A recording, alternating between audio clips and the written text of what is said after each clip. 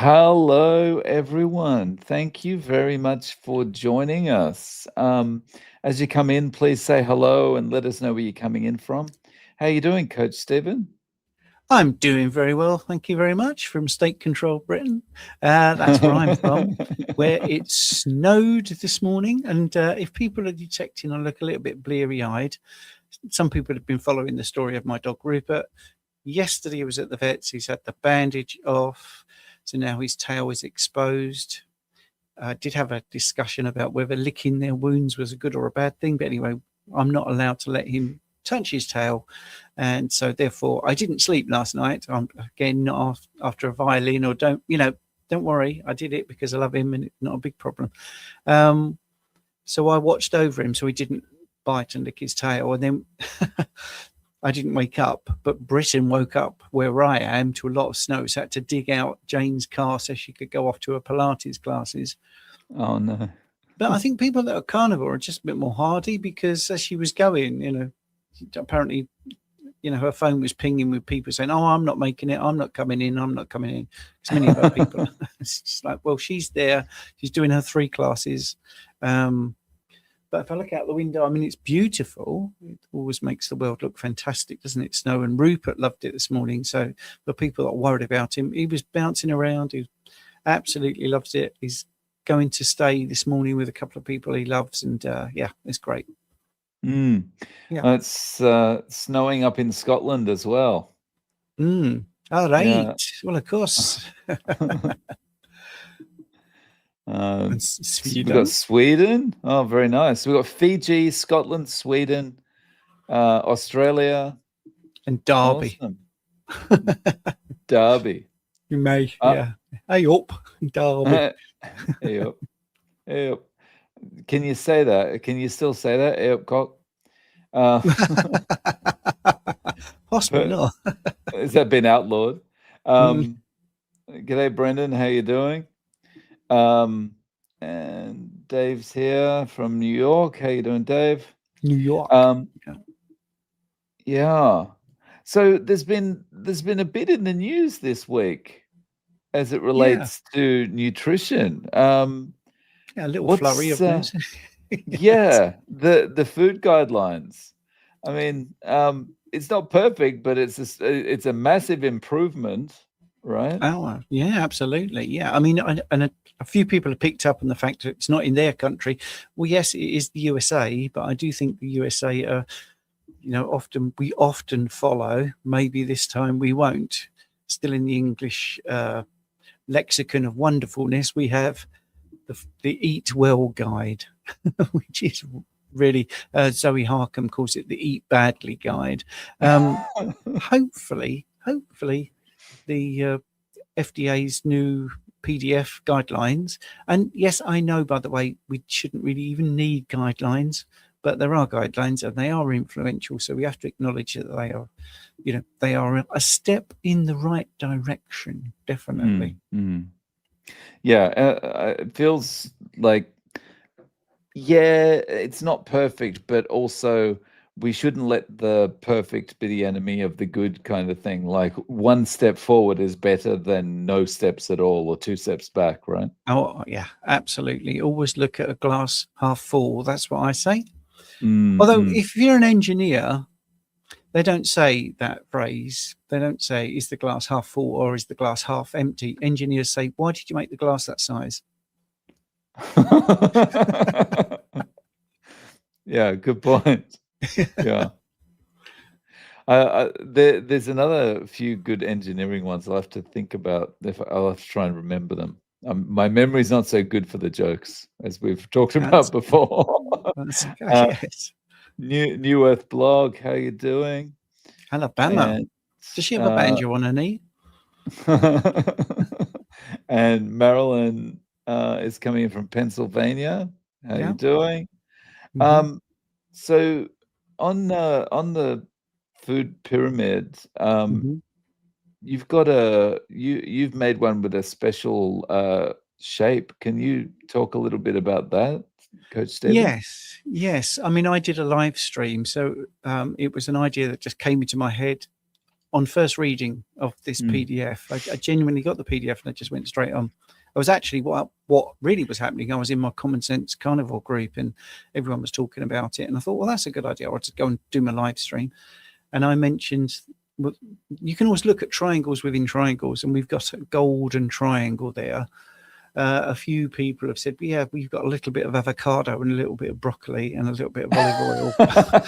So, triangles are straight lines. I'm really sorry.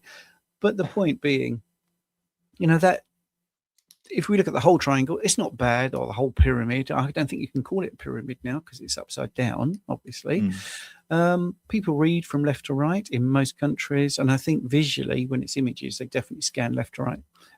So steak, cheese, ground beef, salmon, whole milk, chicken, full fat yogurt, eggs. It's brilliant. It's absolutely brilliant to see that. That you can't deny that's not a step forward.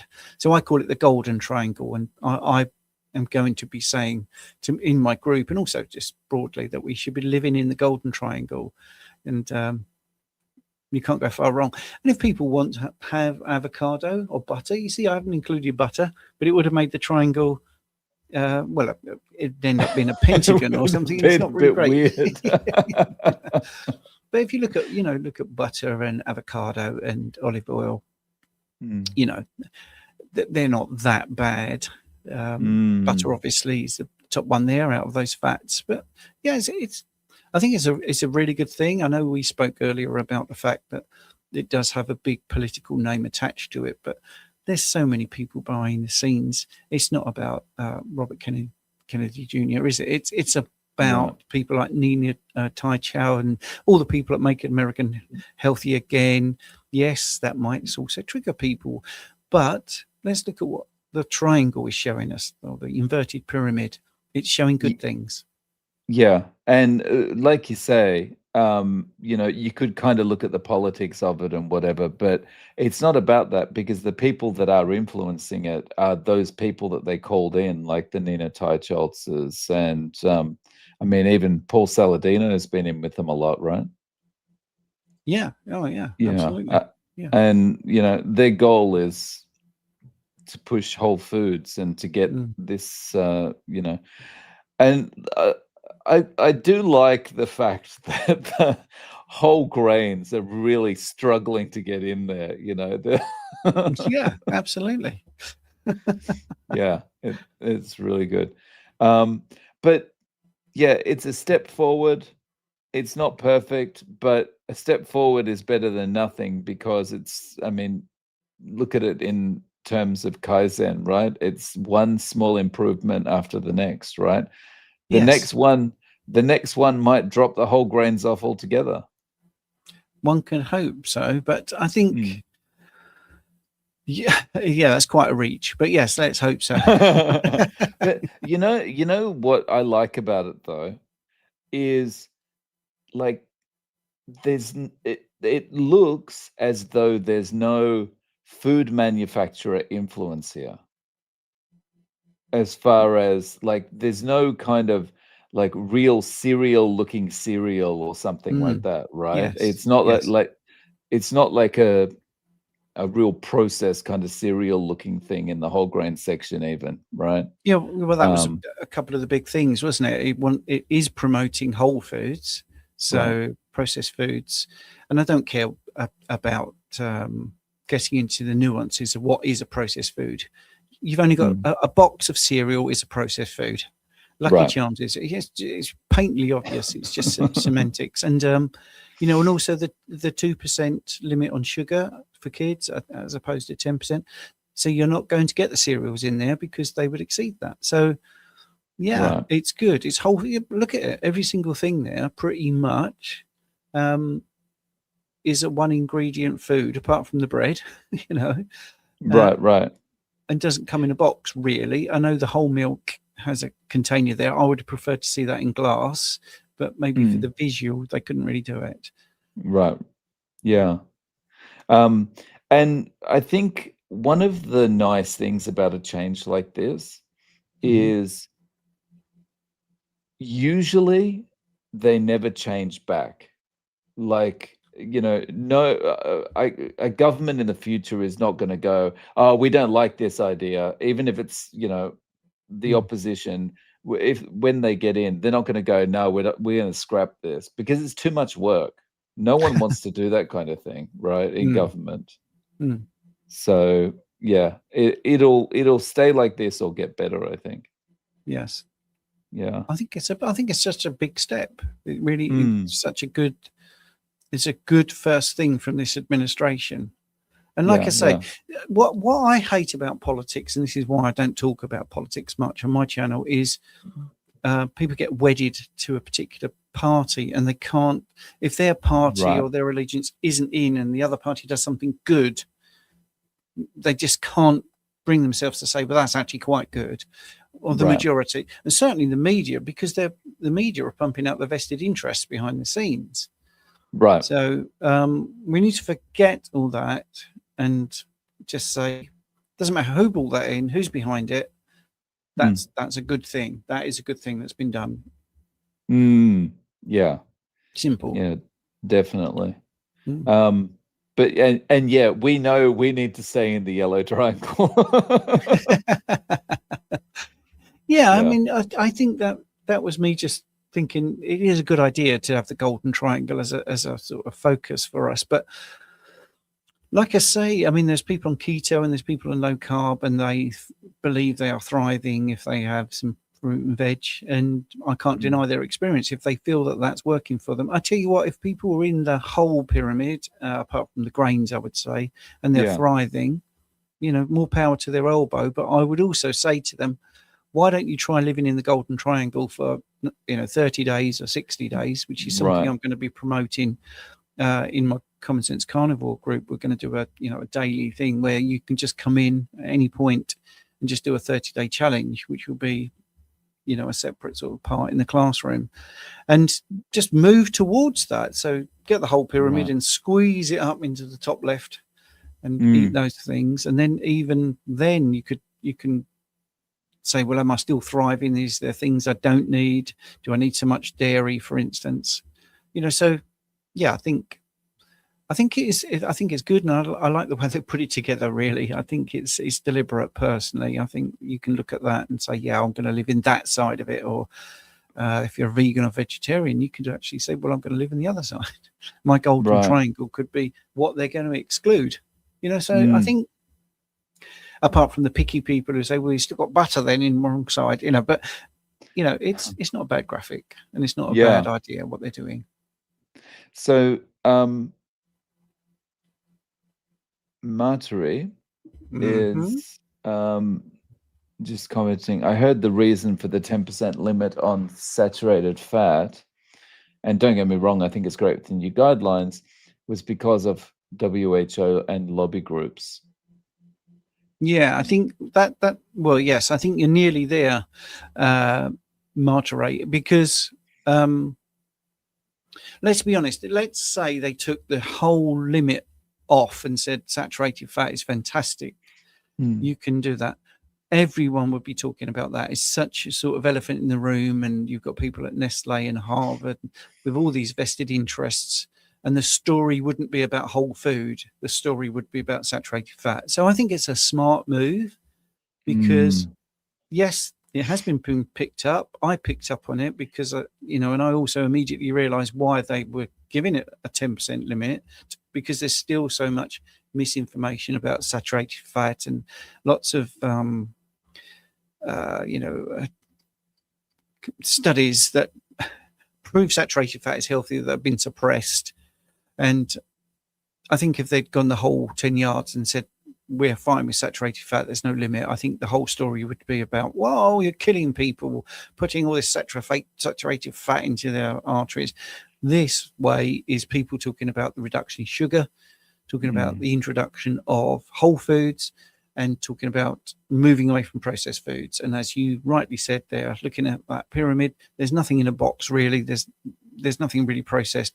That's good, whole, nutrient-dense food. And that's what everyone is pretty much talking about. I know CNN, because they're weaselly and horrible, they couldn't put their spin on it from the narrative. So they went to the American Heart Association, who, you know, bought and paid for pretty much, to get the quotes from them that they then quoted to try and be derogatory about what's happening. But I'm just hoping that people can see through it, because it's whole foods. It's great, nutrient dense whole foods. There's very little on there that you could really criticize. And I'm talking about the whole pyramid, not just the golden triangle. I'm talking about the whole pyramid.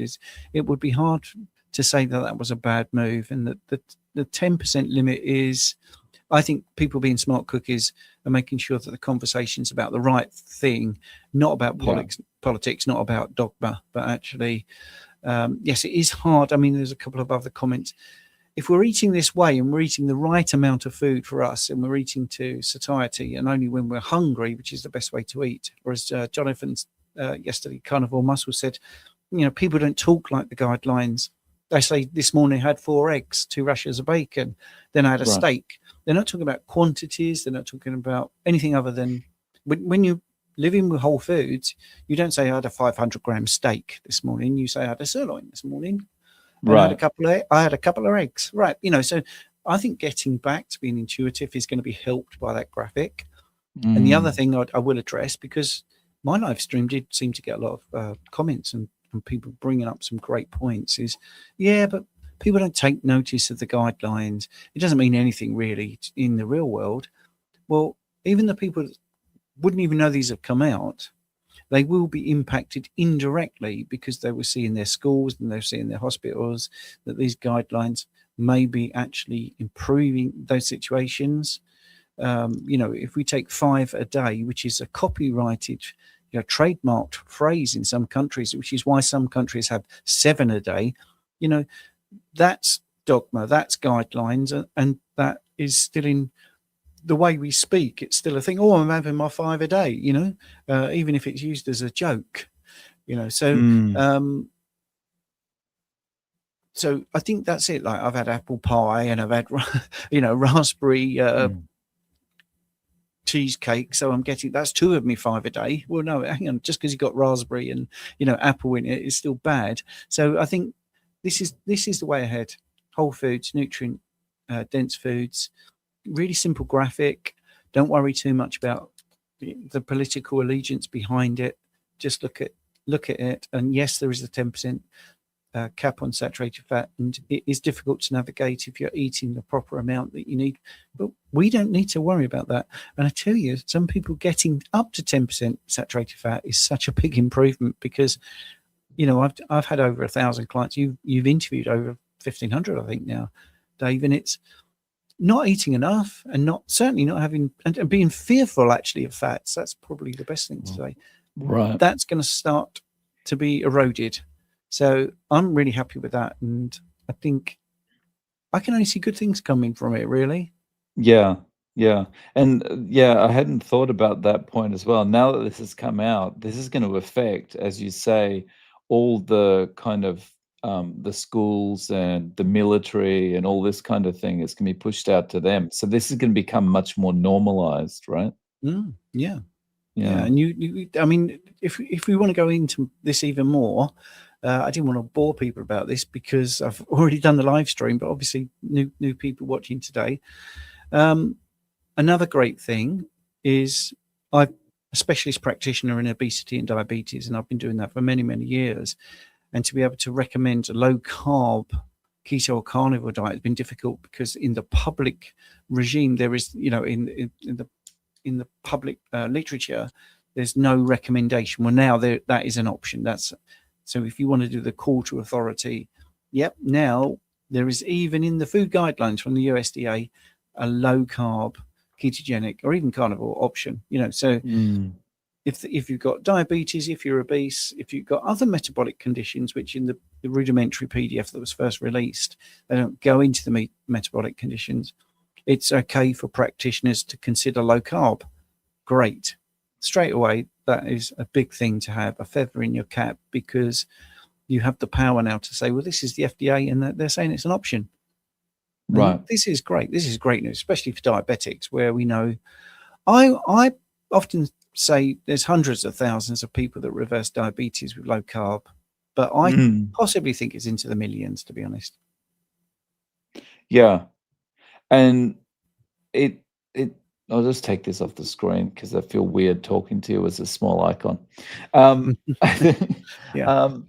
The thing about low carb for type 2 diabetes or anything on the ketogenic spectrum is they really, I mean, they should be pushing this to everyone to use as an option, right?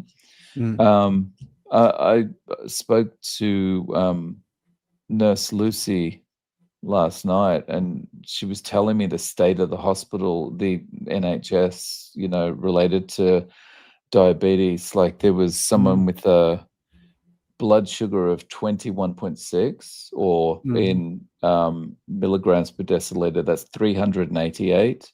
Yep. And they were about to give her a lunch of a sandwich and an ice cream. Yep. Yes. Oh, my thing this year, by the way, is I'm not going to roll my eyes. I got told off. I'm just going to drop my head and just shake like this, so everyone can see my wonderful grey hair. So I've been experimenting with dyeing this bit grey. You know, see. Oh dear. But anyway, yeah, isn't that frightening? And 300 milligrams per deciliter, and just topping it up. Yeah, and she's not moving. Like this person's bedbound as well, right? And it's like there's vegan options, there's vegetarian options, there's halal options, there's everything. There's no low carb option. There's nothing, you know. But now there is. But now there is the possibility. Yeah, that's the point, isn't it? Yeah. So yeah, just hope it takes off. So yeah, and the positive, you kind of alluded to this, I think, before, but the positive thing is what happens in the US eventually filters through to like Australia, to the UK, right? Maybe not exactly, but it'll filter through in some degree, right? Because America tends to have so much influence, right? Yeah, well, that's what one would hope. You know, the chat is very lively this morning, and yes, that they're absolutely right. You know, the attachments of administration and political figures and all that will get in the way for some people and be used rather than the basis of the advice. And that's a frustrating thing for me. I mean, WD25 there are saying the NHS foods are absolutely dire for diabetics. Maybe there's a play on words. You know, maybe that was a deliberate play on words. But yes, absolutely. And I remember last Christmas, I had a lovely guy who's a priest in America called Philip, and he visits and he gives people their last rites or some spiritual guidance when they're, you know, having trouble because they're ill. And he was carnivore and doing really well. And he's heartbroken when he started to look what was in the IVs, and he said, "Stephen, it's just seed oils and glucose." I mean, you know, it's horrendous what they do, what they pump into people. And I think he was really shocked that it was just pitiful what was being pumped in. So I think this is everywhere, and this is going to hopefully have an impact. If it doesn't have an impact, I will be really surprised. and the whole time, the American Diabetes Association is going, we need more donations so we can look for a cure for type 2 diabetes. Yeah. Yes. Well, because their donation from the soda companies is not enough, obviously. So. Yeah. So I was doing a bit of research on this as well. Like Big Pharma donates to them too. Oh yeah, absolutely. It's like, you know, everyone's got their tentacles in there, just like, yeah, keep pushing the cookies, chocolate chip cookies for diabetics. Yes, yeah, absolutely. It's not even difficult to find. That's the thing. You can easily find who's behind it all, where the money's coming from, why they're saying what they're saying. Exactly. It's not even like you have to put your detective hat on and get your magnifying glass out, right? It's just sitting there. It's like, oh yeah, we took money from Coca-Cola. Yeah, no worries. Yep. I mean, I dissected a couple of studies with Lee Copus, and he was really surprised how easy it was. And one was about swapping out meat for nuts. And I said, well, just click on the conflict of interest on the studies, and clicked on it. It was the Californian Walnut Commission had paid for it. What they're going to say? Yeah, they're going to say nuts are good, aren't they? And the breakfast cereal one, and this is absolutely genuine, clicked on the conflict of interest, or however they word it, because they try to not use that word, conflict of interest now. And it was Quaker Oats, the company Quaker Oats. And it's strange, isn't it, that study said cereal was good? Right. Yeah, it's phenomenal what they do, and everyone's oblivious to it because the average person is just reading the headline, not even from the study, the kind of the headline that's been translated into, like, attention getting speak by the newspapers or the mainstream media. Yeah. I just want to pick up on, firstly, a brilliant name, Fatty Food, which is Phatty. So it's, this one? Yeah. Working as a healthcare person would be difficult for me now as carnivore. It's difficult just to see my family and friends not carnivore. And this is what I hear all the time. This sums up everything, because once someone is carnivore, they have problems with their family, their close family, even their partner, the wife, husband, or whatever, kids. And even if, and I've got one guy who has had good hair, he's in his 60s, but his hair's growing back, his skin's getting better, he's no blood pressure problems, he's fitter, he's more energetic, he's gaining muscle, he's getting into his jeans that he hasn't worn for 30 years. And his wife just berates him for what he's doing, even though she's overweight and doing all the carbs. So the first bit of her, or the last bit there, family and friends, is heartbreaking. Well, it gets even worse when you work in the healthcare system, because it's literally embedded, isn't it? All the bad advice is embedded. So you're working with fellow healthcare professionals, fellow nurses, fellow doctors, or whatever level you're at. I mean, as a phlebotomist, working with other people in the lab and trying to tell them about the ranges is, even now, even though I'm out of that, but I still obviously talk to the labs and go there to talk about research and stuff. They don't want to hear it. They just don't receive it at all. And it is incredibly frustrating. But let's get to the real nub, the patients, the people that you're trying to actually look after. When you realize that everyone around you is making them worse or not giving them the best environment to get better, I can't imagine anything more demoralizing, because I feel that every single time somebody tells me what's going on in their life and talking about their family and friends and stuff like that. Oh, yeah, you're absolutely right. If you were working as a healthcare person, which I'm assuming you did at some point, because you're saying, it's going to be difficult now as a carnivore. I don't know if you're giving up. Anyway, if you're a carnivore and you're working in that space, wow, I would be pulling my hair out, and I would be so frustrated, and I would feel so sorry for the patients. But this is literally Gary Fecky, I think it was New Zealand. Australia, Tasmania. Australia, yes, and taken to court because he was so sick of seeing people having to have amputations, and he was recommending a low sugar diet and getting people healthier, and yet he was still taken to court. I know he won the court case, and rightly so, but how demoralizing is that? It's just incredible. One of the funniest things about that was one of the charges against him was inappropriately reversing someone's type 2 diabetes on national TV. It's like, how is that inappropriate? I know. Is he in a bikini? Yeah. And it's yes, exactly. Yes. Oh, you've got that person well. That's so outrageous. Yeah. It's just. Don't you do that without fiber? I know they're healthy, but I didn't see any vitamin C being pumped into them. Yes. Yeah. And Matare says, my sister who's metabolically ill thinks I belong to a sect for eating carnivore, and this despite me getting rid of arthritis, no crutches, after 2 months on carnivore, and that was 3 years ago. Oh, congratulations on the results. Amazing. Yeah, absolutely amazing. But yeah, I mean, that's it in a nutshell. I mean, if you're on crutches, that's firstly a really good visual image, isn't it? And you know, we could joke a little bit, you know, throwing away your crutches, and everyone going, "Oh, you're mad!" Right? What are you eating like that for? Mm. And as you know, it's such a stark image that you have done that, and it's your sister, so you can't get much closer.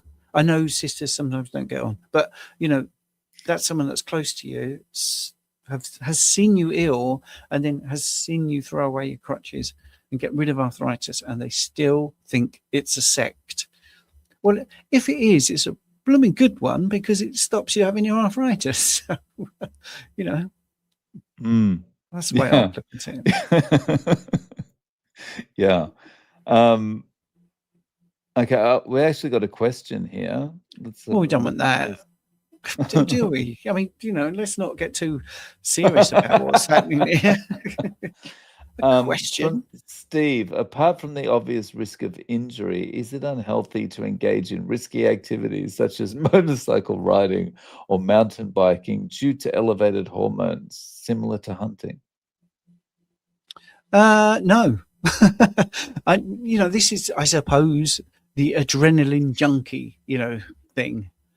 People think, well, do you need to do that? Well, I've actually got somebody that I know it's an N equals 1, but it is relevant as a physiological example. So I had someone who had lost his wife, and when I met him online and actually went to his house, to be honest, looked like a ghost, couldn't walk up the street, you know, was pretty ill, had prostate cancer and all that. So he had a pretty bad time of his life. And we started talking about two things. One was exercise and the other was diet. And after about 6 weeks, I had a text message, good old-fashioned text message. And he said, I want to thank you. I'm at the top of a hill. I've just walked up. And I went, right, okay. And you won't believe what I'm doing, but I've signed up to go around a racetrack. And now he does that as much as he can, as much as his budget will allow. And he basically is just reversed aging. You know, he's 68, I think, and you just wouldn't know. Just would not know. I mean, his wit and the colour in his cheeks, he's just more engaged, he's more interested in life. And, you know, you are engaging in thrilling activities, but that's not unhealthy. Your hormones are there. It's probably likely to be beneficial, because one of the things that I did before doing what I do now, I worked in rehab, one-to-one rehab with people. And what ages you the most is the loss of proprioception, which is a posh way of saying knowing where you are in time and space. So knowing if your hand is here, shutting your eyes, knowing that you can put your hand in the same place like this. As you get older, that just disintegrates. And some of the old people's homes were doing these walls with lights. So lights would go on, and getting the old guys to, you know, touch where the light is and then kick where the light is. And they couldn't believe the difference this thing made. So proprioception is good. So if you then go to the other extreme, where you're getting your catecholamines released, you're getting noradrenaline and adrenaline being released, which is people call the stress hormones, the fight or flight hormones. Many people attribute it to cortisol, which is quite wrong, to be honest. But anyway, but you're also getting endorphins. You're also getting dopamine. You're getting, you know, so you're getting all these hormones, which is the question. But it's a brief, intense stressor, and it will make you more resilient. So I'm going to be a bit boring now and go back to the dog. You know, the dog is really resilient. It was attacked, and within, you know, 20 minutes of being attacked, they're at the vets, obviously still scared, but then within another 10 minutes, absolutely fine. Once they've been treated, absolutely fine. So now when Rupert goes to the vet and has or had treatment, bandage reapplied, yeah, it doesn't like that for 10 minutes, but literally when we go out the door, you would think nothing's ever happened. It's you know, this is the thing. I'm actually going to write a Substack about this, how people call certain hormones stress hormones. We've got over 50 hormones. They all do a thing. And they're homeostatic. Some are hemostatic, which means it's looking at regulating the blood. But overall, it's homeostatic. And that's what they do. They do their job. Well, Harry, there's Harry, good old Harry. They're not unhealthy or toxic. Yes, exactly. It is exactly what we need to get away from, is this reductive thinking.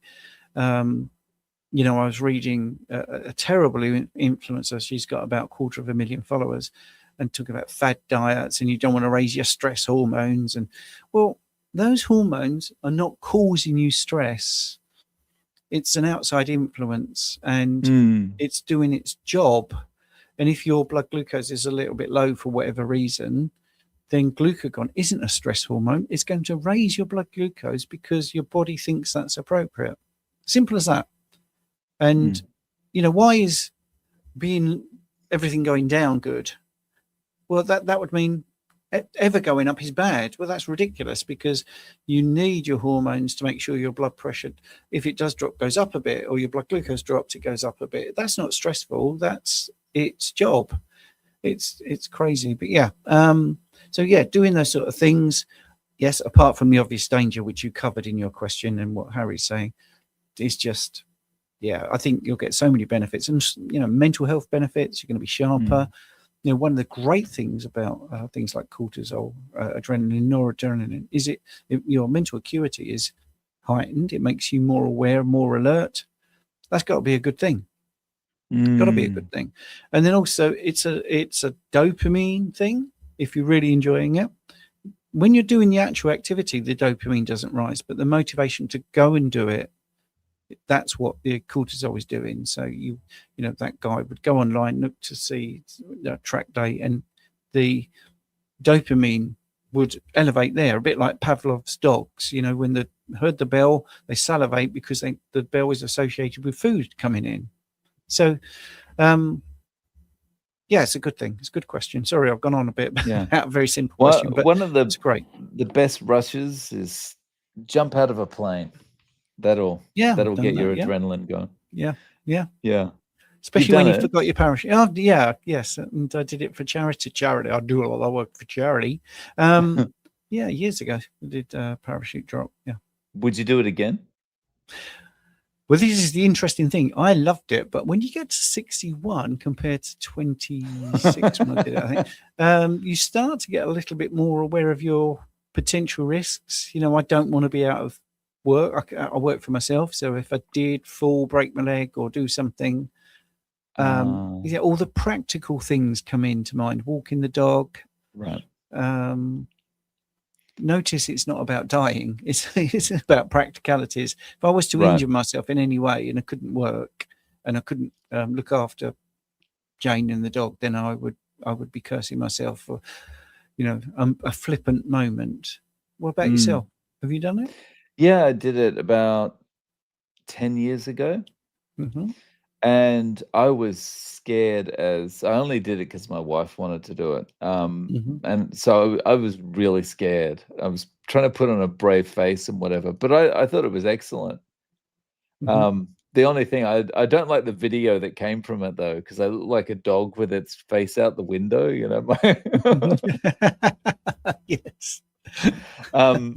But yeah, it was good. I'd do it again. But yeah, cool. I also take the point about, I'd be a bit worried about 10 years on. If I injure myself, I'm out of commission probably a bit longer. Yeah. I don't think I'm not alluding actually to a physicality difference, more a cognitive thought process of being more sensible, being more sensible. And thinking about, like, if I can't continue with the business for a few weeks while I'm recovering or whatever. So we've got a question here from Grace. She's asking, have you ever heard of anyone curing bunions with carnivore? Well, no. Oh, go on. Sorry, Dave. I was going to say, I've got a memory of a couple of people saying they have in interviews, but I'd have to look them out. I mean, it would reduce inflammation, so that would definitely help. But you see, this is where confounders come in, because many people go carnivore and then they also try grounding, or they go barefoot, and they because they're open-minded about one thing, they're open-minded about other things. And I think that would be one of the things that I would say is quite common amongst carnivores. They get into asking questions about early morning sunrise and being out in it and being barefoot and walking barefoot. And yeah, I think things like that would all help with bunions. But of course, you've also got the inflammatory or the anti-inflammatory nature of the way of eating. So I haven't ever had anyone say that to me, by the way, so I can't say yes to that. But I would assume if you've heard of it, because you have, like you just said, they would be the reasons. Yeah. Afterwards, Grace, if you send me an email to realzerocarb@gmail.com, I'll do a search and find the interviews that have the word bunion in the transcript. Oh, you're so flash. That's good. No, not real. I'm using a third-party tool, so yeah. Oh, right. Okay. Yeah. Yeah. Oh, so I wanted to ask you, how's your forum going? Can you talk a little bit about that? Oh, yeah, it's going really good. It's the Common Sense Carnivore group, and I deliberately have a tier which is free, so people can just join the discussion. I think that's one of the things I really wanted to do, is just make sure people can feel they could join in with other people. It's a big thing. I mean, I alluded to it earlier in one of the questions. I think feeling that you're the only person in the world that thinks this is a good way of eating can drive you absolutely nuts, can't it? So yeah, there'll be a link in the description to join. And like I say, it's completely free. I would prefer if you would pay, because it takes a lot of time and a lot of content is added. So there is 2 other tiers. There's the premium and the VIP. And I do lots of live question and answers sessions. So there's a calendar in there, and there's also a classroom. So loads of stuff you can learn. And one of the things I recently added was an archive, which again, I think that's free. In the classroom, you click on that and you'll see that what I said 6 years ago, I'm still saying today. So Bart Kay is always talking about people being consistent. I think Jonathan also alludes to that, and maybe Harry as well, who were all in the room or were. Being consistent is really important, because you've got members that are listening to you. So you don't want to suddenly say, after 6 years, I'm adding sugar back in, I'm going to add carbs back in, because I think that's so disrespectful to the people that have followed you.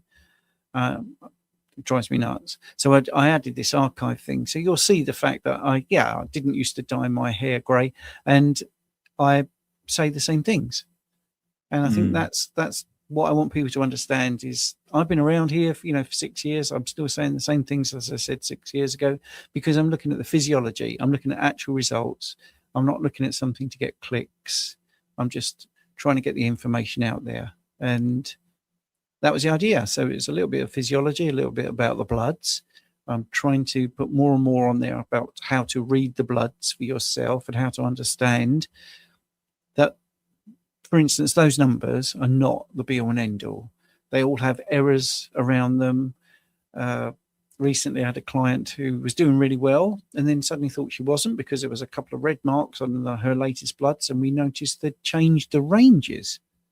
And this is really common now. Yeah, to get more people into. So I am going to do a video. You talk about being put in prison for saying stuff, but it's an absolute fact. There was a blood testing lab that has been taken to court, and they were proved guilty, where they manipulated the ranges so that their biggest referrer could sell more stuff. So that's like saying you have to get your LDL below 30 or something, 70 or something to sell more statins. Yeah, absolutely. So bloods aren't completely innocent. 70% of medical procedures are instigated on the basis of blood tests. So if you take ferritin, the error around the ferritin reading is 30%. So it's 15% either way. Well, that's huge. 100, you could be 115, or you could be 85. And that makes a big difference on everything else as well when you do differential diagnosis. So the whole point of my group is to take all of that mumbo jumbo that I just said and make it really easy to understand, and how blood tests are actually done, how the calculations are actually calculated, where we get the words and all that. So I do that on my Substack as well, which is the UK Carnivore.substack.com. And every single day I do an article that is designed to explain things in a real simple way. But anyway, going back to my group, it's doing really well, actually. I don't know how many members we've got since January the 1st. I'll have a look if you don't mind. And maybe I'll put a link in there. While you're having a look there, WD25A says, Dave sounds like he's going native the way he says, So let me explain this. So going native, what WD25A means is I'm becoming Japanese, right? Because when Japanese people are listening, it's all about showing that you're listening through, like, you're nodding your head and okay. Right.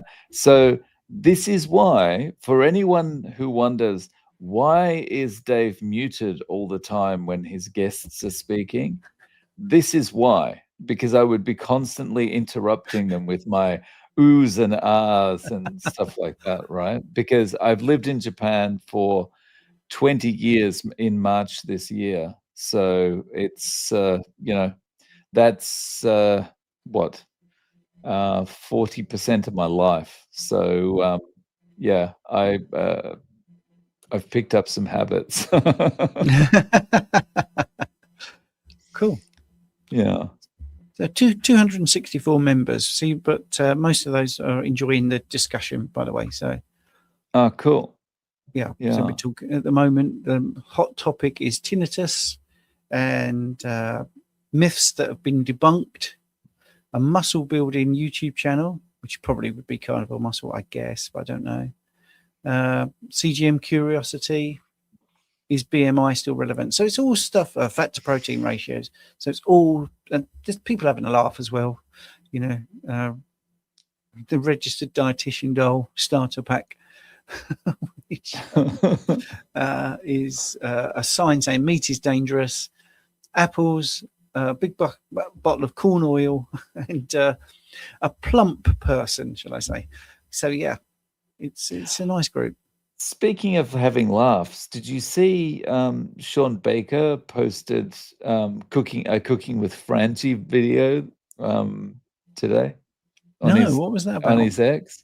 So he's got a purple wig on and he's dressed up like, Big Francie. Yeah. I only saw the first few seconds of it because I was looking for something else. But Sean Baker in a purple wig flipped past me. I've got a question from Steve Foster. Is there a particular lab you'd recommend to use in the UK? I'll look up because I think I've got links for you. Just bear with me. Yes. I will put the medichecks and Randox Health in the chat for you. They're very good. They're very broad. If you want very specialist things, the Randox ones are better. Medichecks are pretty good. You please also notice there's no affiliate link there. I don't get anything for recommending them, but they're the two that I would say. Rick's saying the Sean Baker video was from 2 years ago, so he must have retweeted it. Yeah. Reposted it. Yeah. And he also made a video where he played an obese doctor. I've got to have a look at that one. Yeah. Whoops. And Heidi Be Merry, can I buy a coffee at any time? Is that a donation thing that you do? I have a buy me a coffee. I'm thinking have a coffee. Yes, I drink coffee. I still drink coffee.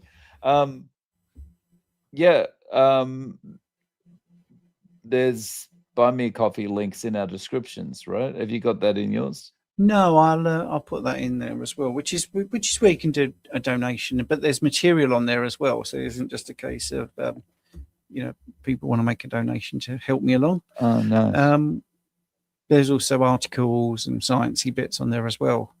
And how it works is I've had it as it's actually buy me a steak. By mistake. Nice.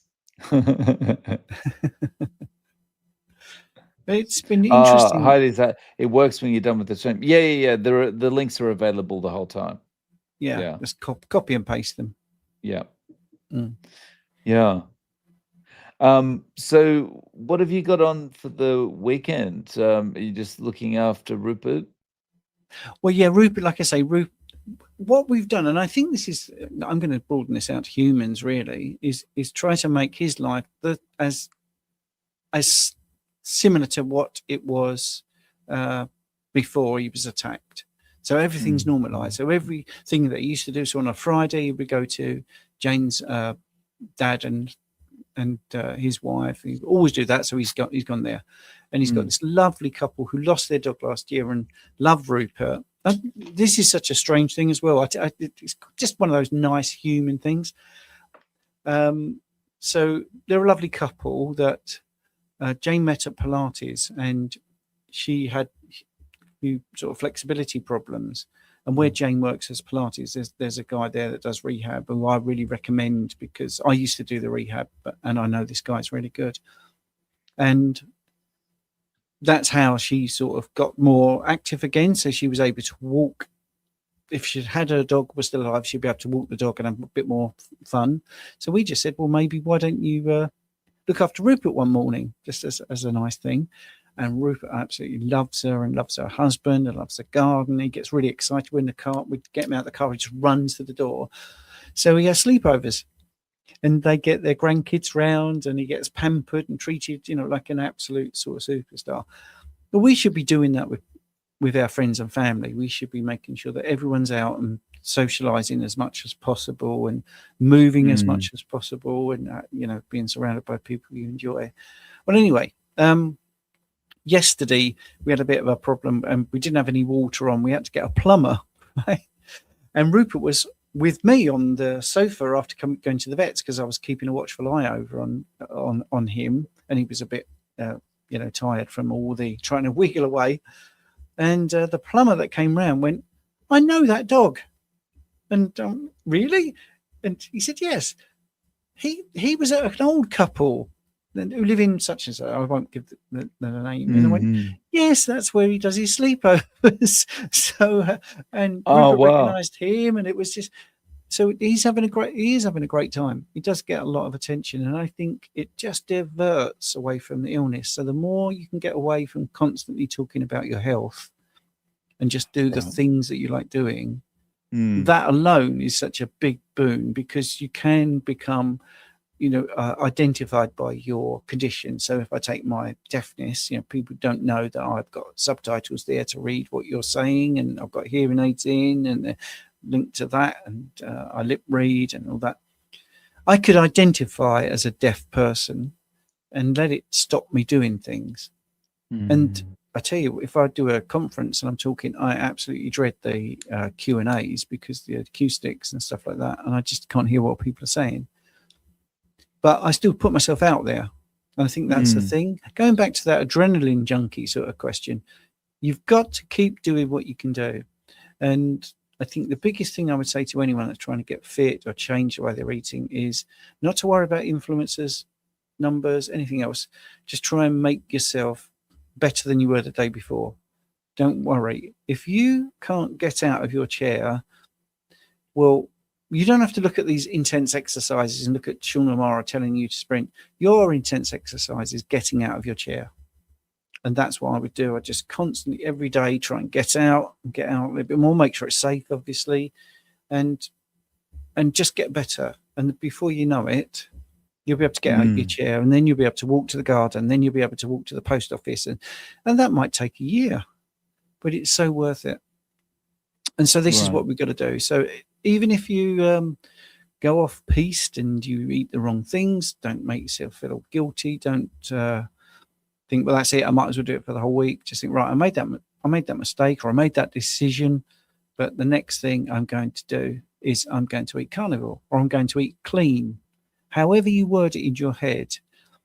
So I think that comes to the biggest thing I want to say is, and I think this is why the dogs are so resilient and humans find it difficult, is we tend to talk to ourselves in a negative way. We tend to say, today I'm not going to eat chocolate. Today I'm not going to. So we put all these words in our head.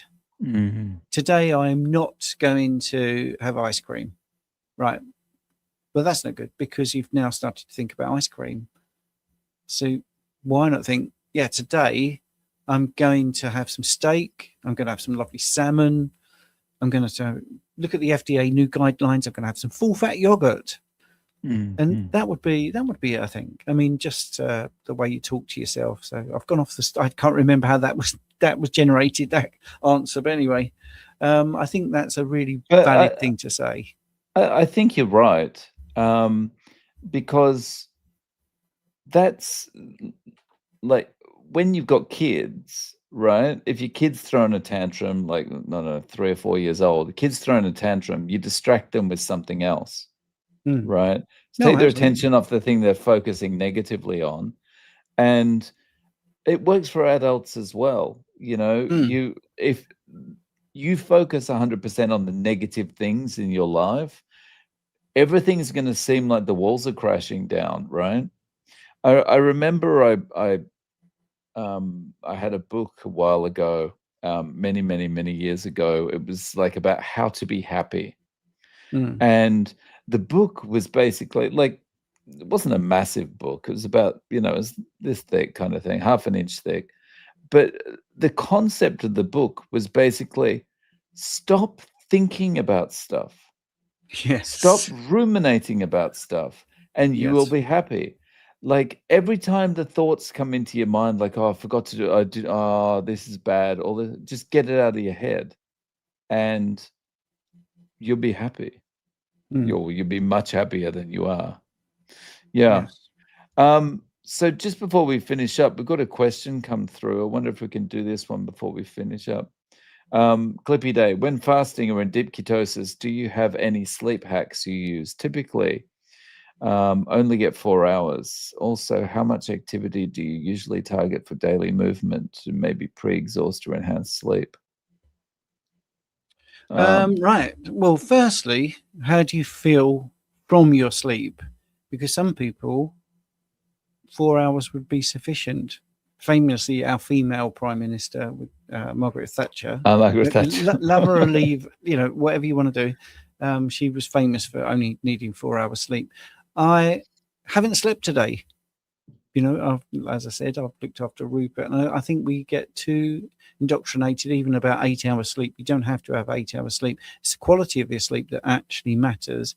If you can get into random eye movement sleep, that's the best thing. So you could have 4 hours of which you cycle through maybe so about 90 minutes. So maybe 2 cycles, possibly 3 cycles of REM sleep, which is the one that's really sort of recuperative. 4 hours could be enough. So that's the first thing. Secondly, if you're waking up tired, therefore it isn't enough, you could look at managing your light exposure. Yes, I'm going to sound like a broken record, but if you can get out into the morning, so he followed that up. Clippy Day, only get 1 hour of deep and 1 hour of REM. Supplement with creatine during the day to make up for it. Right. If you can match your circadian rhythms, that's the first thing. So if you can get out in the morning sunlight, that's good. If you can do that for half an hour, if that's possible, see the sunrise and let that light go into your eyes, that's good. If you can get away from non-native blue light, like the screens late at night, that's going to be helpful. Make sure that your bedroom is a place where there aren't any mobile phones or iPads, tablets. Don't watch something that's going to trigger you just before you go to sleep. So allow yourself to wind down naturally. You could look at, so you're doing some fasting. You could actually look at your fasting window. This is a bit broad, to be honest. There's so many things we could look at. This is why I do consultations. But some people doing intermittent fasting and they do 16-8, which means 16 hours of fasting, 8 hours of eating. You might do better with 18-6. You know, so there's different approaches. If you're doing OMAD, activity is, like you say, a great thing. Caffeine. Yeah, get rid of caffeine. Get rid of coffee. Weirdly, some people do better if they eat just before they go to bed. Yeah, so sorry, it's very vague. Well, I don't think I've been that vague. I think I've given you some real things, but don't forget, you know. Sorry, go on.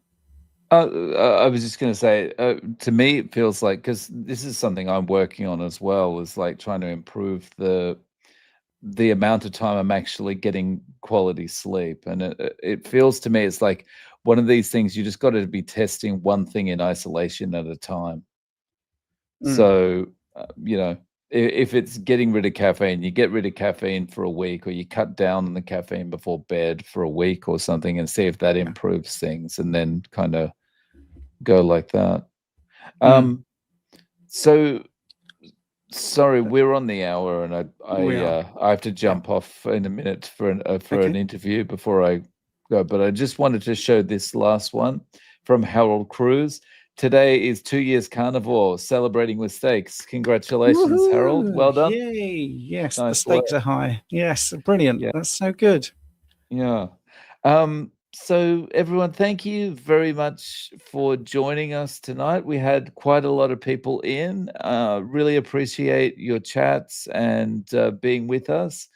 And we will see you again, same bat time, same bat channel next week. Yay. Thank you very much, Coach Stephen. Thank you. Cheers. Thank you, Dave.